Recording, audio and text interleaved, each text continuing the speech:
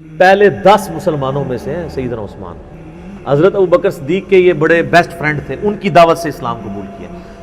عشرہ مبشرہ 10 جنتی صحابہ میں سے 5 ایسے ہیں جو حضرت ابوبکر صدیق کی دعوت سے مسلمان ہوئے ہیں, ان میں سے ایک حضرت عثمان ہے. یہ پہلے 10 مسلمانوں میں سے ہیں. پھر آپ کے لیے فضیلت یہ کہ نبی علیہ السلام کی 2 بیٹیاں آپ کے عقد میں. ذوالنورین کا لقب اسی لیے ملا, 2 نوروں والا. نبی علیہ السلام کی آنکھوں کا نور, اس سے وہ دوسرے وہ نور والے مسئلے نکالنے شروع کر دیتے ہیں. یہ نور جو ہے نا وہ محاورتاً لفظ استعمال ہوا ہے, فزیکل نور نہیں ہے.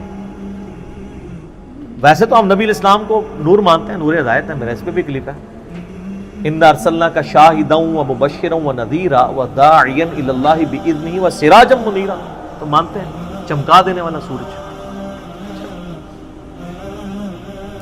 اور نبی علیہ السلام کے داماد ہونے کا ذکر سیدنا عثمان کا, یہ آپ کو نہج البلاغہ میں مولا علی کا خطبہ بھی مل جائے گا, جس میں حضرت عثمان کو انہوں نے جو سمجھانے کے لیے آئے تھے کہ بھی تمہاری اس طرح شکایتیں گورنروں کی آ رہی ہیں. پھر اس میں انہوں نے کہا کہ بھئی ابو بکر اور عمر کے جو معاملات تھے اس سے زیادہ تمہیں احتیاط کی ضرورت ہے, کیونکہ نبی علیہ السلام کے ساتھ تمہارا دامادی کا رشتہ بھی ہے. یہ نہج البلاغہ میں شیعہ کے ہاں خطبے میں موجود ہے. اور عشرہ مبشرہ میں بھی شامل ہے, جو ابو داؤد ترمذی میں حدیث ہے. 10 بندوں کو ایک مجلس میں نبی علیہ السلام نے جنت کی بشارت دی ہے. اس میں پہلے 4 خلفائے راشدین ہی ہیں, ابو بکر, عمر, عثمان و علی. 4 خلفائے راشدین, اس کے بعد طلحہ, زبیر, عبد الرحمن بن عوف, سعد بن ابی وقاص اور سعید بن زید, ابو عبیدہ بن جراح. تو یہ 10 لوگوں کو ایک مجلس میں جنت کی بشارت ملی. اس میں بھی سیدنا عثمان شامل ہے. اور سیدنا عثمان کو تو جنت کی بشارت کئی دفعہ ملی ہوئی ہے. جامعہ ترمذی میں مسند احمد میں حدیث موجود ہے, جب باغیوں نے ان کو گھیر لیا, محصور کر دیا. آج میں اس ٹاپک کی طرف نہیں چل رہا, وہ ایک علیحدہ سے ایک سٹوری ہے, ادھر پھر کئی اور چیزیں بھی آئیں گی, تو میں وہ مزہ کرکرا نہیں کرنا چاہتا. سیدنا عثمان رضی اللہ تعالیٰ عنہ کو مسجد میں جانے سے روک دیا, میٹھا پانی آپ کے گھر پہنچنے سے روک دیا گیا. تو آپ گھر کی چھت پہ کھڑے ہوئے اور انہوں نے خطاب کیا جو لوگ وہاں پہ ان کو گھیرے ہوئے تھے. ترمذی میں پورا ڈیٹیل خطبہ موجود ہے. مشکات میں آلموسٹ آپ کو ساری حدیثیں حضرت عثمان کے چیپٹر میں آپ کو تیسری جلد میں مل جائیں گی. تو ان کا لوگوں, میں تمہیں اللہ کی قسم دیتا ہوں اور اسلام کا واسطہ دے کے پوچھتا ہوں, کیا تمہیں یاد نہیں ہے کہ نبی علیہ السلام جب مدینہ شریف ہجرت کر کے آئے تھے تو مسلمانوں کے لیے میٹھے پانی کا کنواں نہیں تھا, اور نبی علیہ السلام نے کہا تھا کہ کون ہے کہ جو کنواں لے کر وقف کرے اور جنت میں سے بہتر کنواں لے لے. تو میں نے اپنے حلال مال سے وہ کنواں خرید کے وقف کیا. تو سب نے کہا کہ ہم گواہی دیتے ہیں کہ آپ کے لیے بشارت تھی. کون گواہی دے رہے ہیں؟ جو مخالفین ہیں, پروٹیسٹ کرنے آئے ہیں. اس سے بات پتہ چلی کہ وہ لوگ تھے جن کو یہ باتیں پتہ تھی. صحابہ ہی تھے, بیچ میں اور لوگ بھی مکس تھے, لیکن صحابہ بھی تھے, بدری صحابہ بھی تھے. ان میں اختلاف رائے تھا, وہ علیحدہ سے ایک ٹاپک ہے. یوٹیوب پہ میرا کلپ ہے شہادت عثمان کے اصلی اسباب کیا تھے. عبداللہ ابن سبا والا تو معاملہ ہی ذرا ایک ڈفرنٹ کہانی بنا کے اس میں ڈال دی, وہ الگ چیز تھی. پھر سیدنا عثمان نے کہا کہ تمہیں یہ یاد نہیں ہے کہ مسجد نبوی کی توسیع کی باری آئی تو نبی علیہ السلام نے فرمایا کون ہے جو مسجد نبوی کے لیے زمین لے کے وقف کرے توسیع کے لیے کہ جنت میں اس سے بہتر اسے اللہ تعالیٰ قطع عطا فرمائے. تو میں نے اپنے مال میں سے وقف کیا تھا اور مجھے جنت کی بشارت ملی. کہا جی بالکل ایسا. پھر ان کا جو جیش العسرہ تھا, تنگی والا جہاد, یعنی تبوک, جہاں پہ جہاد فرض ہو گیا تھا ہر مسلمان, کیونکہ رومن امپائر سے ٹکرانا تھا. تو نبی علیہ السلام نے جب چندے کی اپیل کی تھی تو میں نے 1000 دینار نبی علیہ السلام کی جھولی میں ڈرا کے ڈالے تھے, اور نبی علیہ السلام اپنے مبارک ہاتھوں سے یوں ان کو الٹ پلٹ کرتے تھے اور کہتے تھے عثمان جنتی آج کے بعد جو مرضی کرے. تو انہوں نے کہا کہ ہم گواہی دیتے ہیں. سر یہ 1000 دینار آپ کیا سمجھ رہے ہیں کتنی رقم ہوگی؟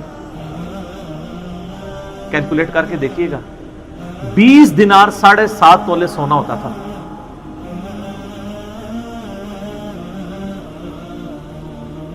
تو 7.5 تولے کو 50 سے ضرب دیں, 450 کے قریب, بلکہ اس سے بھی زیادہ.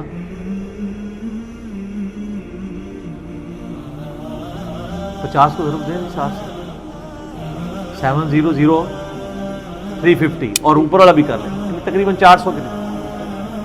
350 سے زیادہ بن جائے گا نا، 7.5 ہے، 450 کے قریب سمجھ لیں،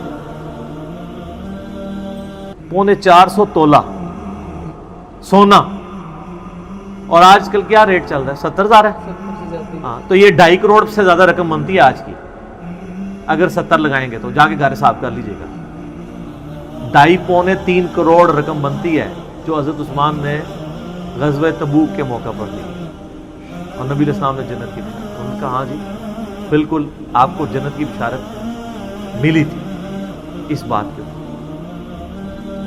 تو انہوں نے کہا تم مجھے نہ، اب یہ یعنی بشارتیں گنواتے جا رہے تھے، اور حضرت عثمان کہہ رہے تھے دیکھو مسجد میں نے وقف کی، مجھے مسجد میں نماز نہیں پڑھنے دے رہے ہو، کنواں میں نے لے کے دیا اور مجھے میٹھا پانی نہیں، مجھے کڑوا پانی پینا پڑتا ہے، مجھے تم پانی تک نہیں جانے دے رہے ہو، اور تم مان بھی رہے ہو ان چیزوں میں مجھے جنت کی بشارت ملی۔ پھر حضرت عثمان نے چوتھا اور آخری سوال کیا کہ کیا تمہیں یہ حدیث نہیں پہنچی ہے؟ اور یہ حدیث بخاری میں بھی ہے، ترمذی کا یہ والا حصہ، کہ نبی علیہ السلام ایک دفعہ غارے پہاڑ ہرا کے اوپر چڑھے، ہرا پہاڑ کے اوپر، حضرت ابو بکر، عمر اور حضرت عثمان یہ ساتھ تھے نبی علیہ السلام، 4 بندے تھے یہ ٹوٹل۔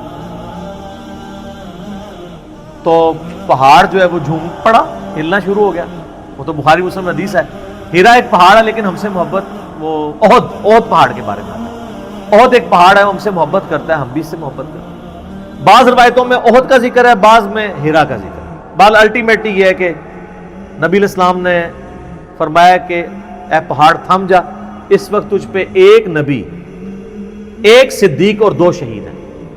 2 شہید کون؟ حضرت عمر اور عثمان۔ جو مسلم کی حدیث ہے اس میں یہ ہے کہ حضرت علی بھی تھے، طلحہ بھی تھے، زبیر بھی تھے۔